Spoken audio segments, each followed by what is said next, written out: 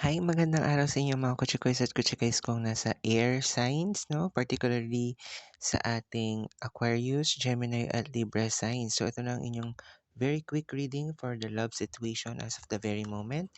And let's see kung ano nga ba nangyayari sa inyong love situation. Unahin na natin ang nasa Aquarius at ipinapaalala ko lamang po na take what only resonating with you and don't take what is not resonating sa life situation ninyo. So, tingnan natin dito, mga Aquarius signs, kung ano nga ba ang inyong love situation as of the moment. So, tingnan natin, no?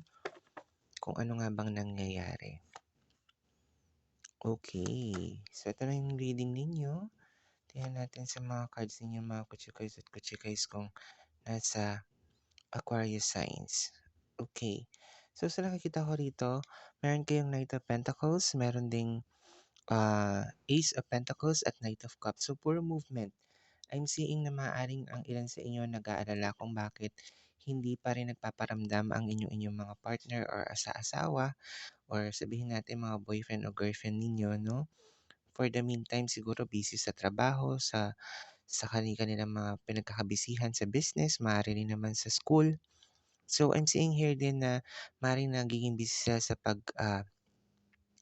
pag-ipon ng pera, no, sa trabaho. Ayan yung nakikita ko sa inyo yung mga partner. And at the same time, nakikita ko rin dito na maraming mga bagay na kayong dapat pang gawin, Aquarius, no? Puro movement. Maaring nag-away kayo recently, hindi kayo makatulog, tapos ikaw ay humihingi ng pagpapatawad, no? Pero mas nakikita ko rin dito na maaaring suyuin ka rin ng partner mo sa mga susunod na araw. So, ang gawin mo lang dito, Aquarius, ay matutong maghintay, magtiyaga, no? And at the same time, pagsumikapan na mabuo pa or maging maayos pa yung relationship ninyo dahil nga maari kasi nagkakatampuhan kayo lately, no? And at the same time, busy naman yung partner mo or busy ka rin. Maaring busy ka rin naman sa iyong sitwasyon, no? Maring sa trabaho o school or kung ano man yung pagkakabalahan mo sa ngayon din, Aquarius. But don't worry, may manunuyo at manunuyo sa inyong dalawa regarding sa situation kasi maaaring naghihintayan lang din kayong dalawa sa mga bagay o sitwasyon na nangyayari sa inyong dalawa.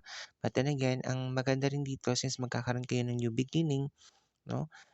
Pag-usapan ninyo mabuti yung magiging goals ninyo into your relationship. Kumbaga parang nag-away kayo recently tapos ayusin yung mabuti ang pag-uusap at nang sa ganoon may kapuntahan or mas maging long-lasting yung relationship ninyong dalawa ng iyong partner. So yun naman nakikita ko sa ngayon sa inyo mga Aquarius signs at yun lamang.